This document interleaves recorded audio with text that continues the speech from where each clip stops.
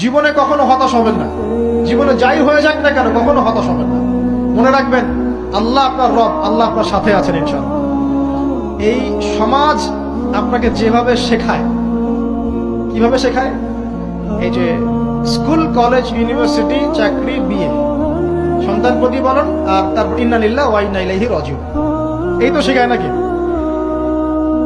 সবসময় মনে রাখবেন যে আল্লাহ রাব্বুল আলামিনের পরিকল্পনাই আপনার উপরে সবচেয়ে বেশি অগ্রাধিকার যোগ্য, সমাজের পরিকল্পনা নয়।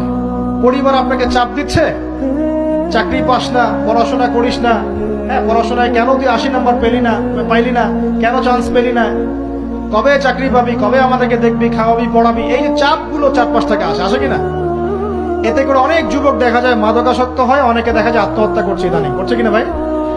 এই শব্দটা থেকে আমি এই পয়েন্টটা আজকে লিখেছিলাম যে ভুলেও আল্লাহর প্রতি বিশ্বাস এবং তাওয়াক্কুল হারাবেন না। সমাজ যেভাবে শেখায়, সমাজ চারপাশে যে চাপ আপনাকে দিচ্ছে, এই চাপে নিজে গা ভাসিয়ে দিবেন না। আপনি আল্লাহর কাছে দোয়া করবেন, আল্লাহর কাছে পথ চেয়ে নিবেন এবং আল্লাহর প্রতি তাওয়াক্কুল ভরসা করবেন, কখনো আত্মহত্যার পথ বেছে নিবেন।